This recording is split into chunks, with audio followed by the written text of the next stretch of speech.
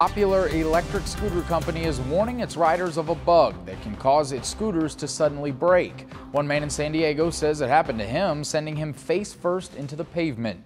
10 News reporter Matt Boone spoke to him about the crash and what Lime is doing to fix the problem. Matt? Yeah, Brian, Lime is now admitting that they have a problem with these scooters across their entire fleet. They're working to fix that, but they believe that it happened when they were going at full speed and then hit a bump. And that appears to be what happened here back in December here on Ingram and Mission Bay. A man here in San Diego says he was going fast. He hit a curb or just a lip on the sidewalk, and that sent him flying forward when the brakes locked up. The whole steering wheel just locked up and cranked and flipped me forward around 17 miles an hour. Paul Grasso doesn't like coming back to this spot. It's just like PTSD, it all comes back to me. He says that day in December changed his life, sending him to the hospital for 5 days. They did emergency surgery that night. I had a fractured eye socket, broken nose, fractured skull, 10 stitches in my forehead, stitches here, reconstructive surgery. His face has mostly healed, but he still has lingering effects from the traumatic brain injury. I spend half my time now looking for stuff that I put down a minute ago.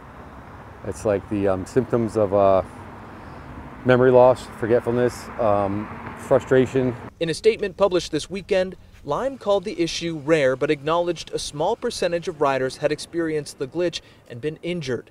They're now warning riders to give the brake a tight squeeze before riding and to not go at full speed when riding down hills. I actually hadn't heard about that. Priyana Kumar just downloaded Lime today. So far, so good. You could brake and accelerate, and it was great.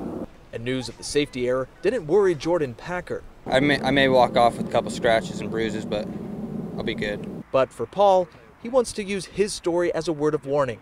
While he's glad Lime recognized the problem, he thinks it took them too long to admit it. I think they had no choice but to step forward and step up and realize there's an issue there.